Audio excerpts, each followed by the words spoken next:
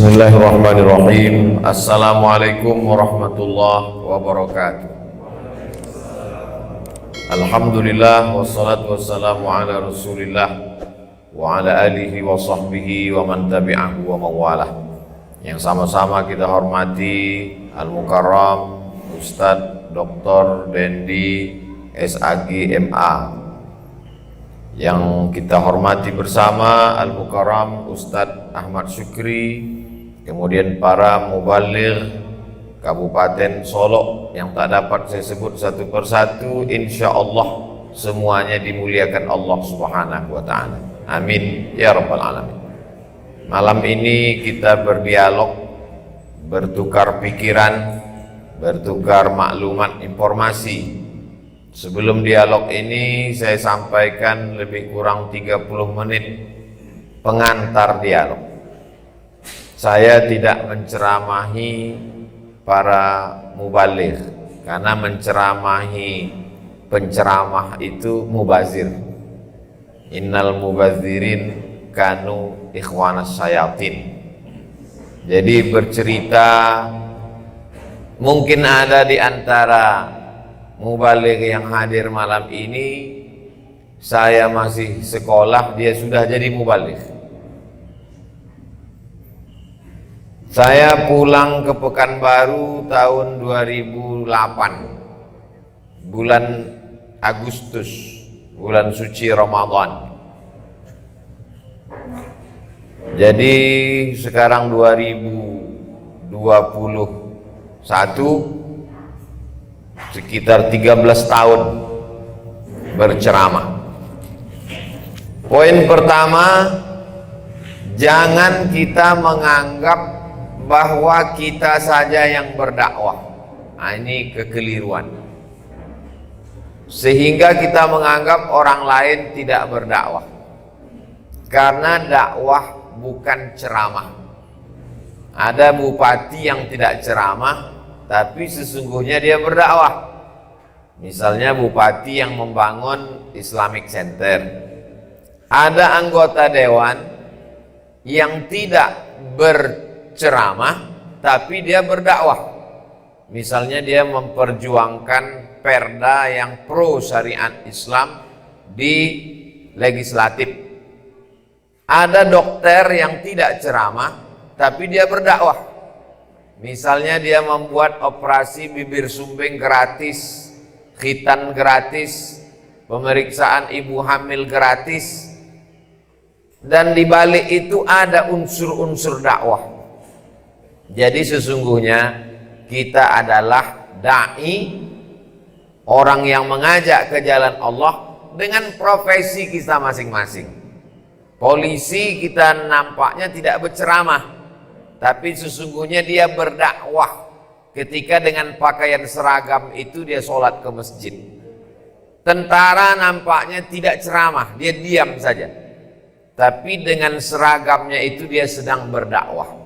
Ini perlu kita pahamkan supaya kita tidak merasa kita sajalah yang dai mengajak orang ke jalan Allah lalu orang lain tidak.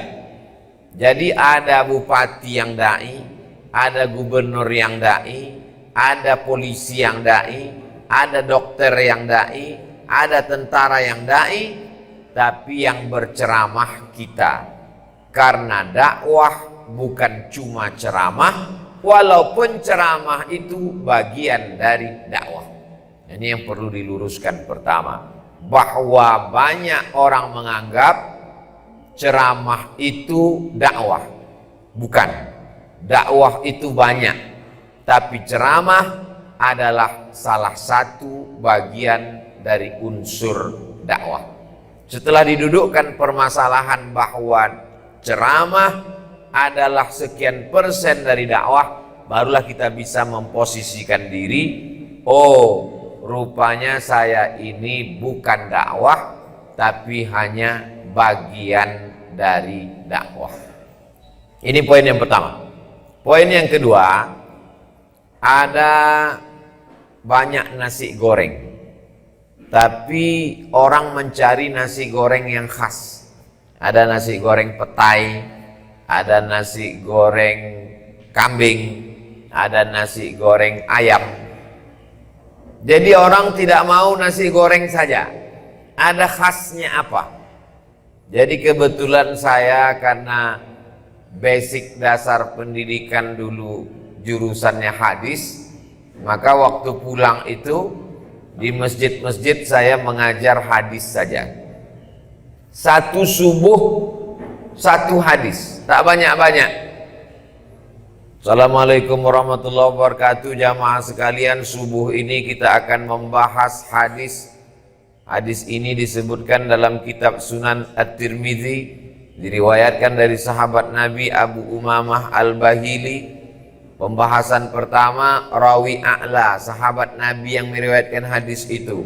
Tahun lahirnya, di mana dia dibesarkan, bagaimana dia mengambil hadis itu dari Nabi, apa saja akhlak yang bisa kita ambil dari dia. Sesudah itu baru masuk ke matan isi hadis. La tazalu qadama 'abdin yaumal qiyamah, kaki anak Adam pada hari kiamat tidak akan bergeser sampai dia ditanya 4 soal. An umrihi fima afnah, umurnya kemana saja dihabiskan. An malihi, hartanya min ainak tasabahu, dapat dari mana, wa mimma wa fima anfaqahu, dipakai kemana. An ilmihi fima amil, ilmunya sudah diamalkan atau belum. Yang keempat, an jismihi fima ablah, anggota tubuhnya, matanya, telinganya, kakinya, tangannya, otaknya dipakai untuk apa saja. Hanya 40 menit sampai 60 menit. Selesai satu hadis, tutup, buka tanya jawab. Orang ingat jadi ikon. Subuh Sabtu, Masjid Akramun Nas Undri, kajian hadis Ustadz Abdul Somad. Harinya tak berubah, materinya tak berubah, hadis, masjidnya tak berubah, sehingga orang menjadi ingat. Selama 4 tahun tak pindah-pindah.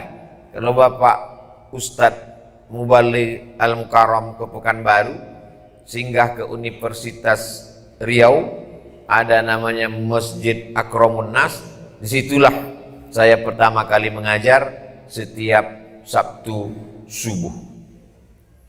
Lalu kemudian masjid itu tak muat lagi, pindah ke Masjid Al-Falah 2 tahun, Jalan Sumatera. Masjid Al-Falah pun penuh lagi, pindah ke Masjid An-Nur. Sampai akhirnya saya pun berkeliling, tidak pindah-pindah, hanya kajian hadis saja. Kebetulan memang itu basic saya. Jadi kalau kebetulan Ustadz dulu tertariknya di pondok fikih, buka kajian fikih. Kalau mau buka kitab, cari kitab yang paling rendah, Fathul Qarib atau I'anatut Talibin. Atau kalau mau pakai buku bahasa Indonesia, Fikih Islam Sulaiman Rasyid. Sulaiman Rasyid orang Lampung, dapat gelar dari Al-Azhar tahun 1935, 10 tahun sebelum Indonesia merdeka. Bukunya 500 halaman, 44.000. Kalau harga naik mungkin karena Covid. Tapi buku ini sangat bermanfaat, simple, bisa dipakai untuk mengajar.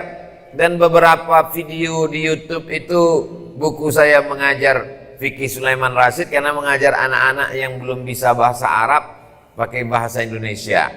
Tapi kalau yang di pondok dulu biasa baca Fathul Qarib, silakan lanjutkan, bacakan agak 2-3 baris, baru kemudian sampaikan kepada jamaah, sehingga awal-awalnya jamaah merasa ini biasa saja, tapi lama-lama ada ketergantungan, ada ketertarikan, penasaran.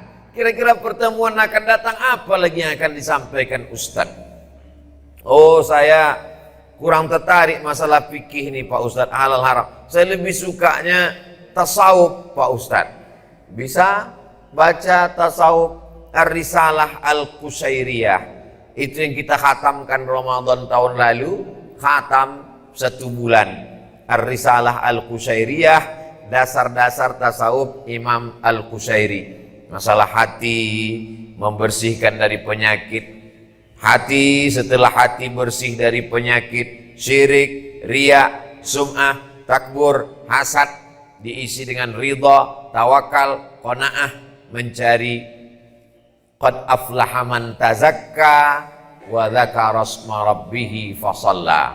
Qad aflaha man zakkaha wa qad khaba man dassaha. Nah, ini semua sesuai dengan ketertarikan kita masing-masing. Oh, saya tertariknya masalah hadis tapi yang fikih. Hadis-hadis yang hukum-hukum aja Ustaz. Baca kitab Bulughul Maram min Adillatil Ahkam, ditulis Imam Al-Hafiz Ibnu Hajar Al-Asqalani. Tapi sebelum mengajar jangan baca Bulughul Maramnya saja. Sebelum mengajar baca dulu syarahnya di rumah yang ditulis oleh Imam Son'ani, namanya Subulus Salam Syarah Bulughul Maram. Oh, saya mengajar ibu-ibu. Ibu-ibu ini kurang tertarik masalah fikih. Dia suka yang zikir-zikir aja Ustaz. Bawa buku Al-Azkar. Al-Azkar ditulis oleh Imam An-Nawawi, imam besar dalam mazhab Syafi'i, meninggal tahun 676 Hijrah. Oh, saya lebih tertarik umum, ajaran Islam secara umum. Tapi isinya ada ayatnya, ada hadisnya, ada asarnya, ada pendapat ulama. Riyadhus Shalihin. Riyadhus Shalihin Imam Nawawi. Jadi saya tidak menggiring para sahabat-sahabat dakwah, ustadz, mubaligh untuk ke satu jalan. Mana jalan yang paling cocok dirasa, terserah. Yang naik sepeda santai sampai, yang naik sepeda motor sampai, yang naik mobil sampai, yang naik pesawat sampai, yang naik helikopter sampai, yang naik kapal selam pun sampai. Yang tak sampai adalah yang diam mengomentari kendaraan orang. Itu yang tak sampai-sampai. Jadi kalau tertarik hadis, silakan. Tertarik fikih, silakan. Tertarik masalah tasawuf, silakan. Kalau ambo lebih cocok rasanya menyampaikan sifat 20 Ustaz. Bagus. Cari kitab yang bagus sifat 20 yang berbahasa Arab dulu di pondok waktu sanawiyah, Al-Husunul Hamidiyah. Oh, lebih tinggi lagi dari Al-Husunul Hamidiyah, Ad-Dasuqi ala Ummil Barahin. Biasanya kurikulum pondok-pondok se-Indonesia hampir mirip-mirip, baik di Jawa maupun di Sumatera. Ad-Dasuqi ala Ummil Barahin. Yang bahasa Indonesia Buya ada disusun oleh Kiai Haji Idrus Ramli dari Sidogiri, yaitu Aqidah Ahlussunnah wal Jamaah 50 sifat. 20 sifat wajib wujud qidam baqa, 20 sifat mustahil, 1 sifat jaiz. 4 sifat wajib siddiq amanah tabligh fatanah, 4 sifat mustahil Nabi, 1 sifat jaiz. Jadi semuanya 48, 49, 50 sifat akidah Ahlus Sunnah wal Jamaah. Adapun mana yang tertarik menurut Ustadz, pilihlah. Tapi walaupun begitu, saya tetap ceramah umum pada momen-momen umum. Maulid Nabi, Isra Mi'raj, Nuzul Quran, Tahun Baru Hijrah, itu ceramah secara umum, tabligh akbar. Tapi pengajian buku kitab dengan pengajian yang berisi, bergizi, berkualitas, berdaging, jangan kita tinggalkan untuk mencerdaskan umat. Ini poin yang kedua. Poin pertama, jangan kita merasa cuman kita yang berdakwah. Poin yang kedua, pilihlah cara yang paling kita sukai, jalan yang paling menarik menurut kita untuk sampai kepada umat. Karena kalau kita melakukan sesuatu yang kita tak suka, terasa lama, kita terpaksa, kita stres. Kalau yang menyampaikan, yang berceramah itu stres, yang mendengar gilo. Tapi kalau kita menyampaikannya enjoy, nikmat, tak terasa waktu, insya Allah yang mendengarkan itu juga sampai ke hati dia. Yang dari mulut ke mulut juga sampainya. Yang dari hati insya Allah sampai ke hati. Itu dikatakan oleh guru-guru kita. Ini poin yang kedua. Poin yang ketiga, metode, wasilah, apa yang mau disampaikan. Saya selalu membawa tas. Di dalam tas itu ada alat laptop yang tidak terlalu mahal tapi bisa dipakai. Jadi kalau saya pergi, saya tengok dulu keadaannya. Diundang ke rumah sakit, di dalam ruangan, orangnya tidak terlalu konsen, asik main handphone, maka saya tidak ceramah. Tapi sudah saya siapkan PowerPoint. Maka saya kebetulan ada nampak dindingnya putih, mohon maaf Bapak Ibu, kita pasang dulu in focus.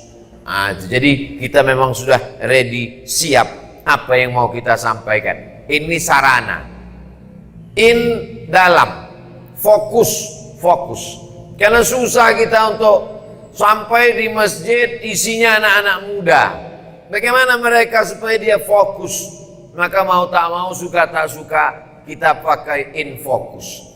Jadi saya sebelum ceramah, besok diundang ceramah di sini. Malam ini apakah menjelang subuh atau bangun tengah malam atau sebelum tidur, saya sempatkan menulis pakai PowerPoint agak 30 slide. Pertimbangan saya 30 slide, satu slide, satu page, satu halaman itu 2 menit, berarti kalau 30 1 jam, sesuai dengan 600 ml 60 menit. Karena saya biasa tak keluar dari situ. Jadi kalau saya buat 30, tak terasa waktu berjalan, satu halaman 2 menit, 30 60 menit, atau kurang daripada itu, dibuka nanti di ujung dialog. Tentu kita punya kreasi masing-masing cara membuat PowerPoint. Masuk ke SMP atau ke anak SD yang susah fokus, nah ini pakai in focus. Tapi kalau saya tengok pengajian bapak-bapak, pengajian ibu-ibu, pengajian umum, tak perlu pakai in focus, saya sampaikan. Ada masanya saya pakai meja, pakai kursi. Tapi ada masanya pergi pula saya ke tengah jamaah. Ada masanya berjalan-jalan di muka. Nah ini sesuai dengan kemampuan kita masing-masing, kenyamanan kita melihat jamaah. Apa yang kira-kira tujuan akhirnya, bagaimana orang khusyuk, bagaimana yang kita sampaikan nih masuk ke hati dia, ke pikiran dia, sehingga nanti efeknya adalah bertambah pengetahuan dia untuk mendalamkan ilmu agamanya, seperti yang dikatakan Allah, falaula nafara min kulli firqatin minhum ta'ifatun liyatafaqahu fiddin, supaya mereka tafaqahu, mendalami ilmu agama, bukan sekedar liyata'allamu, bukan sekedar belajar, tapi dalam agama, paham makna agama, mengerti pesan-pesan agama, sehingga dia menjadi baik di hadapan Allah. Kalau dia beramal, maka amal jariahnya mengalir sampai ke kita, insya Allah. Ini poin yang ketiga. Poin yang keempat, adalah selama orang masih mau berkumpul, sampaikanlah. Tak pernah saya memilih-milih ceramah. Jadi dulu jadwal saya ceramah dari mulai Masjid Agung, Masjid Raya, Masjid Islamic Center, surau, langgar, musola, semua saya isi. Jadi satu hari itu ceramah, pengajian subuh, pengajian duha, pengajian zuhur, pengajian asar, ibu-ibu wirid yasin, pengajian maghrib, pengajian isya. Kalau bulan Ramadan, pengajian iktikaf lagi malam. Sampai banyaklah orang bertanya, apa Ustadz minum, apa yang Ustadz makan, apa zikirnya. Saya bilang tak ada. Sehat nih karena doa jamaah. Nanti kalau sakit Ustadz, sakit itu berarti istirahat. Sekarang ini baru agak dikurangi sedikit, karena takut macam-macam, maka dikurangi sehari cuma 3. Pagi, subuh, kemudian kajian zuhur dengan kajian malam. Kalau dulu sampai 7 sampai 8. Nah ini nasihat dari sahabat-sahabat, kawan-kawan. Selama orang masih mau mendengar, berkumpul dia sudah, isilah. Sampaikanlah ayat-ayat Allah, sampaikanlah hadis-hadis Rasulullah. Karena ada masanya nanti kita mau menyampaikan, orang tak mau mendengar. Ada sampai masanya nanti kita siap, orang siap, rupanya ruh sudah keluar dari jasad. Ada sampai masanya nanti orang siap, kita siap, izin tak keluar. Ini yang terjadi sekarang. Nah, jadi saya insya Allah tak menyesal lagi, karena dulu itu sudah saya isi. Ada seorang sekda, sekretaris daerah, seminar di Jepang. Kebetulan di samping dia itu rektor Universitas Unhas, Universitas Hasanuddin. Jadi waktu dekat dengan rektor Unhas tadi di Jepang, bertanya-tanya lah mereka, "Bapak dari mana?" "Saya dari Makassar." "Bapak dari mana?" "Saya dari Riau." "Oh, dari Riau ya?" "Iya." "Kenal Ustadz Somad?" Mau bilang kenal, tak pernah datang ke pengajiannya. Mau bilang tak kenal, malu. Bukan sekda provinsi, sekda kabupaten. Kabupatennya tak boleh disebutkan. Ada 12 kabupaten di Riau. Balik dia dari Jepang, diundanganlah saya ke kantor bupati. Begini saya cerita di Jepang, jumpa rektor Unhas. Malu saya menengok ceramah Ustadz dari laptop dia. Saya mau ngundang Ustadz ceramah di sini. Saya bilang saya ceramah di kota ini udah 4 tahun. Kenapa Bapak tak datang? Kalau Bapak mau kasih saya ceramah, kasih saya ceramah ke kampung-kampung, ke desa-desa yang tak pernah penceramah masuk ke situ. Kasih saya jadwal. Berapa hari Pak Ustadz? Seminggu. 1 hari berapa kali? 6 kali. Subuh, duha, zuhur, asar, maghrib, isya. Mereka susun 6 kali 7. Masuk, tak balik-balik selama seminggu. Lalu kemudian setelah itu ditanya sama Pak Wakil Bupati, "Bisa Buya mengisi 6 kali sehari?" Kita tengok Pak Wabu. Kalau kebetulan bisa, alhamdulillah. Kalau tak bisa, kita ganti ustadz lain. Alhamdulillah, selesai, sehat walafiat, semua berjalan lancar, niat dia baik. Jadi kalau orang sudah berkumpul, siapapun yang mengundang, datanglah. Walaupun surau nan ketek, walaupun pengajian ama-ama, walaupun pengajian murid MDA, tak usah pilih-pilih, datang saja. Kenapa? Karena kita tak tahu entah di mana barokah itu datang. Karena keberkahan itu bukan dari pendengar, bupati, wali kota, gubernur, sekda, kepala dinas, kepala badan, kepala kantor. Mungkin dari pengajian ibu-ibu yang ikhlas, di situ datang keberkahan. Makanya kalau kita makan, bukan di lauknya itu berkah, tapi di suapan terakhirnya itu, kata Nabi. Mungkin dari rimah-rimah, nasi-nasi kecil yang jatuh itu datang keberkahan. Ini poin yang keempat. Poin yang kelima, ini agak sensitif sedikit. Jangan pakai bandrol. Mungkin sebagian ustadz tidak setuju dengan saya, dan saya tidak memaksakan. Ini ijtihad saya. Jadi sampai kini kalau ada orang menelpon, "Assalamualaikum." "Waalaikumsalam. Mengundang Ustadz Somad itu berapa ya honornya?" "Undanglah sebelum mampu pakai bandrol." Gitu. Dan tak setuju nampaknya. Jadi sampai kini ambo ceramah dari Padang, dari Sabang sampai Papua, ambo datang, ambo serahkan bismillahirrahmanirrahim wa atasamtu billah la haula wa la quwata illa billahil aliyil azim. Tiket pesawat terserahnya. Mau dibuatnya tiket ekonomi, mau dibuatnya tiket bisnis, serahkan aja sama dia. Sebagian orang mengatakan ini salah. Ustadz tidak menghormati ilmu. Masa Ustadz duduk di belakang? Masa Ustadz pakai ini? Itu ijtihad ambo. Bagi ambo, orang sudah mau mendengarkan ceramah itu sudah alhamdulillah. Orang mau mendengarkan ayat Allah di zaman edan ini, sudah alhamdulillah. Bahwa ustadz tidak sependapat sama ambo, kullu mujtahid musib. Semua yang berijtihad benar. Ambo tidak salahkan ijtihad ustadz, dan ustadz pun jangan salahkan ijtihad ambo. Ambo kan tadi mengatakan ini kita sedang tukar pikiran. Yang ambo sebutkan ini adalah pengalaman hidup ambo. Ambo kalau ceramah dikasih orang amplopnya ndak ambo buku, ambo biarkan sampai banyak. Supaya apa? Supaya kalau ambo datang ke surau, ke musola, ke kantor itu samo bunyi ceramah ambo. Karena kalau ambo datang ke siko, ambo tahu isinya bara, beko suara ambo lain.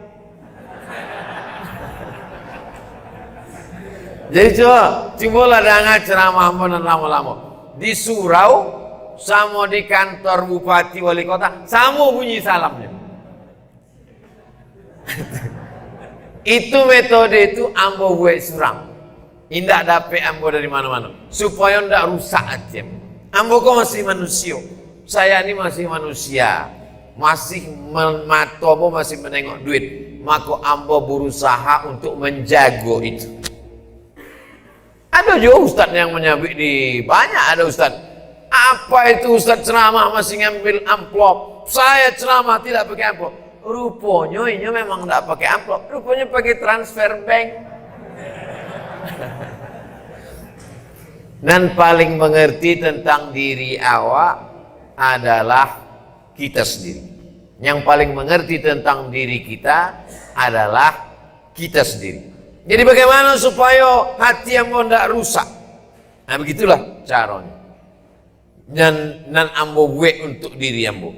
Supaya apa? Supaya sama niat di awal waktu menyampaikan. Supaya sama bunyinya. Supaya sama tegasnya. Kalau enggak, nanti awak merusak diri awak. Sampai ke siko tegas awak. Haram ya. Sampai itu. Ada ulama nan mau makruh kan. Jadi yang merusak itu diri awak sendiri. Masalah orang senang tidak senang dengan ceramah kita itu bukan urusan. Banyak ambo yang ceramah di satu tampe, sesudah itu tidak diundang lagi. Wal awwalu wal akhiru. Saya undang ambo somatu lagi. Bini ambo saya nanti sindirnya jilbabnya pendek gitu. Padahal tidak ada niat itu. Kita sampaikan saja. Sampaikan saja. Masalah menilai wa qul i'malu, berbuatlah, fasayarallahu amalakum, Allah yang menengok, wa rasuluhu, Rasulullah yang akan menilai. Sebab isi ceramah awak itu dibawakan malaikat ke Rasulullah. Tafsir tentang wa qul i'malu, beramallah kamu, fasayarallahu amalakum, Allah menengok, Allah mencaliat amal ceramah awak itu, wa rasuluhu, Rasulullah menengok. Baca Rasulullah mencaliat ceramah awak, isi ceramah awak itu dibawakan malaikat ke makam Rasulullah SAW. Wal mu'minun, tigonan menilai awak, Allah, Rasulullah, mu'minun, orang beriman. Siapa orang beriman dan mencaliat isi ceramah awak? Apa awak, ama awak, datuk awak, nanlah mati, ditunjukkannya isi ceramah awak itu ke kubur, ke makamnya. Maka bangga ini punya anak, punya cucu, punya menantu bantu awak. Jadi awak berceramah tidak hanya merasa sedang dilihat oleh jamaah, tapi dilihat oleh Rasulullah, dilihat oleh datuk nenek awak, dilihat oleh apa ama awak. Maka saat menyampaikan itu awak serius. Menyampaikan itu, maksud serius itu bukan tidak ada galaknya. Serius itu maksudnya bahwa awak jujur terhadap diri awak. Itu poin nanka kabara tadi. Kelima. Poin nan keenam, jangan membangkit masalah khilafiyah. Ambo kalau berbicara masalah fikih, lamsur rajul lil mar'ah yang qudul wudu, laki-laki dengan padusi bersentuhan kulit membatalkan wudu. Satu, menurut mazhab Hanafi tidak batal. Karena makna aula mastumun nisa bukan bersentuh kulit, tapi artinya jima. Kalau berjima, maaf cakap, baru batal. Kalau sekedar kulit tak batal. Menurut mazhab Maliki, aula mastumun nisa bersentuh kulit batal kalau bersyahwat. Kalau tak bersyahwat tidak batal. Menurut mazhab Syafi'i, aula mastumun nisa bersentuh kulit batal. Tapi dengan mahram, ama, adia, kakak padusi tidak batal. Menurut mazhab Zohiri, keluar dari mazhab yang 4, paling tua Hanafi, nomor 2 Maliki, nomor 3 Syafi'i, nomor 4 Hambali. Ada satu lagi mazhab namanya Daud Zohiri. Disebut Zohiri karena dia menengok zohir saja. Zohir nas. Aula mastumun nisa. Nisa. Di situ disebut zohirnya nisa. Asalkan padusi batal walaupun anak kandung. Asalkan padusi batal walaupun amak kandung. Daud Zohiri. Tapi menurut Ambo, setelah kita sebutkan Hanafi begini, Maliki begini, Syafi'i begini, Hambali begini, Zohiri begini, tapi saya dalam pengamalan sehari-hari lebih condong kepada mazhab Syafi'i. Kenapa saya condong ke mazhab Syafi'i? Karena guru-guru saya bermazhab Syafi'i, pondok pesantren tempat saya belajar mazhab Syafi'i, dan saya tengok lebih tinggi kehati-hatiannya. Sehingga ketika saya sudah merasa bersentuhan kulit batal, setelah itu saya berwudu, maka insya Allah terjaga hati saya. Habis saya berwudu, saya salat, Allahu Akbar, setan datang berbisik, tadi engkau bersentuhan dengan perempuan, mungkin kau bernafsu tak masalah karena aku sudah berwudu. Maka saya amalkan yang lebih selamat di hati saya. Tapi saya tak menyalahkan mazhab Maliki. Kenapa? Karena kalau saya salahkan mazhab Maliki, berarti tak berkahlah ilmu saya 2 tahun di Maroko. Karena selama 2 tahun di Maroko, guru-guru Ambo bermazhab Maliki. Jadi itu kita kaji masalah khilafiyah, tapi bukan dengan belah bambu. Belah bambu dipijak satu, dinaikkan satu, memecah belah umat. Oh, kata saudara kita yang dari Perti, Ambo condong ke mazhab Syafi'i, samubana kami jo Ustaz Abdul Somad.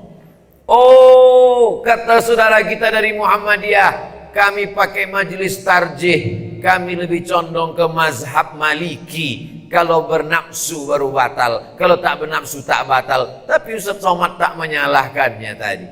Jadi kita berusaha untuk, tapi bukan berarti kita mazhab mencela-mencela tak jelas. Jelas. Dalam pengamalan pribadi saya pakai mazhab ini, tapi guru-guru saya dan semua mazhab Hanafi, Maliki, Syafi'i, Hambali masih masuk dalam ahlus sunnah wal jamaah. Poin yang ke-7, khatibun nasa ala qadri uqulihim.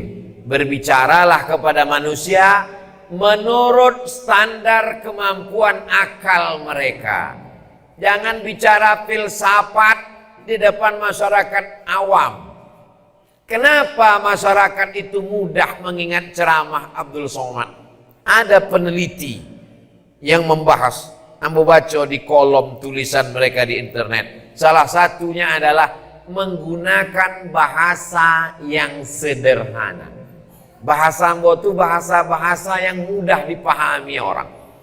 Banyak orang berbicara dengan penduduk bumi pakai bahasa langit. Ini ceramah di kampung, pulang ke kampung bicara dalam akulturasi, maka komunikasi kita mesti lebih komunikatif terhadap level ada kecil, tamu tidak paham, lamu bananya kecil. Jadi Nabi itu kalau Nabi bicara, pernah suatu kali Nabi menyampaikan hadis, laisa min birrim asyamum fim safar. Itu mimnya banyak mana. laisa min birrim asyamum fim safar. Padahal bunyi hadis itu sebenarnya laisa minal birri asyamu fis safar. Tapi kenapa? Rupanya waktu itu Nabi berhadapan dengan orang suku Himyar. Maka dipakainya dialek bahasa Himyar untuk lebih mendekatkan hati. Maka Syekh Muhammad Mutawalli Asy'arawi, ahli tafsir Al-Azhar, dan di Azharnya lulusan bahasa Arab, tapi kalau inyo ceramah, inyo tidak pakai bahasa Arab fusha, yang dipakainya bahasa Arab ammiyah sehari-hari. Ternyata apa? Untuk mendekatkan hati jamaah melalui bahasa. Jadi kalau ambo ceramah di bumi Minangkabau bahasa Awak, lalu kemudian di daerah transmigrasi di Riau bercampur-campur bahasa Jawa, apa sebenarnya yang Ustaz inginkan? Mendekatkan hati jamaah supaya kita merasa tak berjarak. Jangan sampai ada jarak di antara kita yang begitu jauh. Bukan makna jarak itu jarak ini, tapi jarak hati dari penggunaan bahasa. Kalau ambo ceramah, ada anak-anak kete dikajanya, Ustaz Somad, ambo penasaran, mana anak-anak kete kok kenal dengan ambo? Padahal dulu ambo kete tidak kenal dengan Ustaz. Itu ambo ingat lagi masuk ambo kete. Rasanya waktu kete dulu tidak ada ambo suko ke Ustaz. Kok anak-anak kete kok? Ambo tanya ke dosen psikologi, dokter Fulan, dokter psikologi. Bu, dosen, iya. Mana anak-anak kete itu mengajak-ngajak ambo, macam kenal lama dengan ambo. Saya selalu ikuti ceramah Ustaz. Ustaz menyebutkan tokoh-tokoh mereka dalam ceramah Ustaz, dan Ustaz pakai bahasa yang simple, sederhana, bahasa anak-anak. Oh, yo. Betul. Ambo sabi Upin Ipin, Wonder Woman, Spiderman, Naruto. Jadi tokoh-tokoh yang mereka kenal familiar, Ustaz sebut sehingga mereka menganggap Ustaz adalah bagian dari mereka. Ustaz tidak asing bagi mereka. Oh, itu ternyata. Jadi banyak hal yang tidak kita fahami ternyata dianalisa oleh orang lain. Jadi ambo tidak mengajar, menceramahi, ambo sedang bercerita tentang apa yang sedang ambo alami, apa yang sedang ambo lakukan. Itulah 7 poin. Tadi janji ambo 30 menit, ambo lah lewat 35 menit. Mudah-mudahan mungkin 5 menit itulah yang ikhlasnya. Nah, bisa jadi sebagai pengantar dialog awak. 7 poin isi pengantar dialog Ustaz Abdul Somad bersama para dai mubaligh Kabupaten Solo. Terima kasih. Ambo kembalikan ke moderator. Wassalamualaikum warahmatullahi wabarakatuh.